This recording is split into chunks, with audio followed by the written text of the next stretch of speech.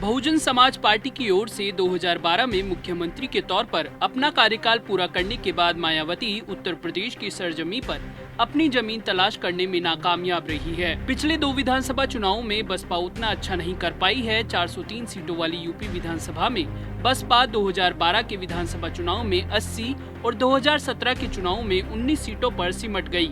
लोकसभा चुनाव में भी पार्टी इतना अच्छा नहीं कर पाई। अब अपनी पुरानी जमीन तलाशने के लिए बसपा चीफ मायावती ने फिर से अपने उन वरिष्ठ नेताओं पर फिर से भरोसा जताया है जो कई वर्षों से उपेक्षित होकर दूसरे प्रदेशों के प्रभारी के रूप में काम कर रहे थे। अपनी सरजमी पर फिर से मजबूत पैठ जमाने के लिए मायावती ने पुराने नेताओं की अनुभवी धुरंधरों की टीम मैदान में उतारी है और उन्हें फिर से मंडलों में बसपा की संगठनात्मक जिम्मेदारी दी गई है। मायावती की इस टीम में कौन कौन से नेता है शामिल, जानने के लिए देखिए पॉलिटॉक्स की एक खास रिपोर्ट। ये है टॉक्स न्यूज नेटवर्क और आप देख रहे हैं पॉलिटॉक्स, राजनीति का कच्चा चिट्ठा। 2012 के विधानसभा चुनाव से यूपी की सत्ता से बाहर बहुजन समाज पार्टी के राष्ट्रीय अध्यक्ष वर्ष 2022 के विधानसभा चुनाव की तैयारियों में कोई कसर नहीं छोड़ना चाहती है। अगले विधानसभा चुनाव के लिए केवल 1.5 साल का समय शेष है। इसे देखते हुए मायावती ने नए सिरे से बसपा संगठन को तैयार करना शुरू कर दिया है।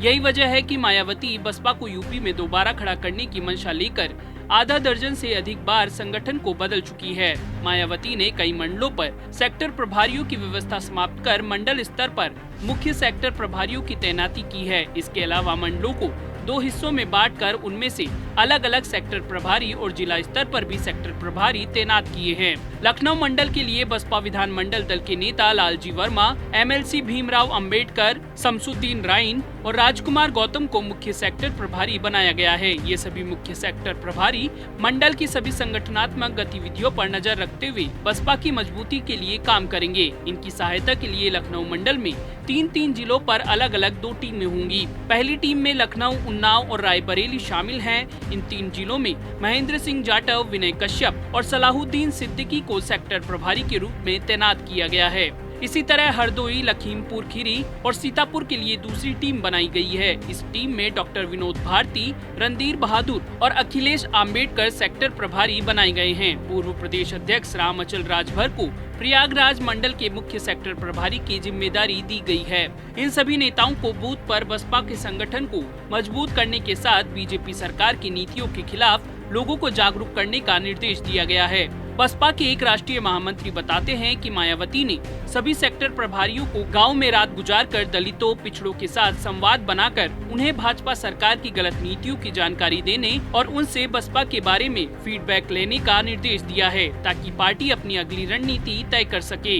इनमें से अधिकांश नेता वरिष्ठ नेता के तौर पर जाने जाते हैं। इनमें से कुछ वे भी हैं जो मायावती के चारों कार्यकाल में पार्टी के संगी साथी रहे हैं। पिछले विधानसभा और लोकसभा चुनावों में जबरदस्त पटखनी खाने के बाद मायावती कोई ढील या मौका नहीं छोड़ना चाहती। इस बार बसपा का मुकाबला सत्ताधीन बीजेपी सरकार के साथ सपा और प्रियंका गांधी के नेतृत्व में यूपी में मजबूत होती जा रही कांग्रेस से भी है।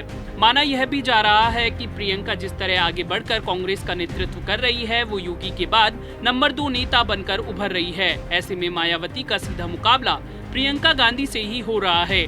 दोनों नेताओं में परिपाटी का अंतर काफी बड़ा है और इसी अंतर को पाटने के लिए मायावती अपनी अनुभवी टीम को काम पर लगा रही है ताकि प्रियंका को अनुभव से मात दी जा सके।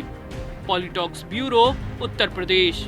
ये है टॉक्स न्यूज नेटवर्क और आप देख रहे हैं पॉलिटॉक्स, राजनीति का कच्चा चिट्ठा।